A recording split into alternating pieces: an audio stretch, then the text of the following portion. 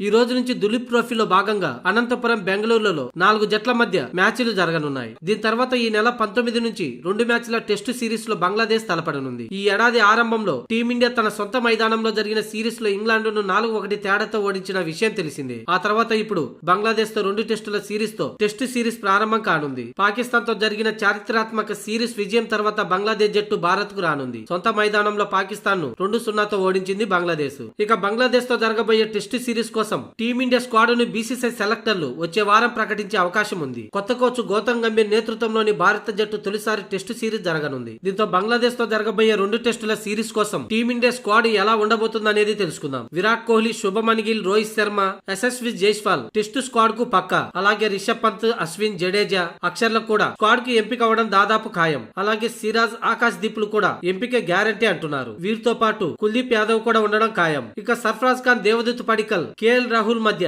పోటీ నడవనుంది. ఈ ముగ్గురులో ఇద్దరికి మాత్రమే ఛాన్స్ ఉండనుంది. అలాగే ధ్రువ్ జురేల్ ను కూడా స్క్వాడ్ కి ఎంపిక చేసిన ఆశ్చర్యపోనక్కర్లేదు. అంచనా ప్రకారం స్క్వాడ్ ఇలా ఉండే అవకాశం ఉంది. యశస్వి జైస్వాల్, శుభమన్ గిల్, రోహిత్ శర్మ, విరాట్ కోహ్లీ, సర్ఫరాజ్ ఖాన్ లేదా దేవదత్ పడిక్కల్, కేఎల్ రాహుల్, రవీంద్ర జడేజా, అక్షర్ పటేల్, రిషబ్ పంత్, అశ్విన్, ధ్రువ్ జురేల్, కుల్దీప్ యాదవ్, మహమ్మద్ సిరాజ్, ఆకాశ్ దీప్, ముఖేష్ కుమార్ లేదా అవేష్ ఖాన్ లు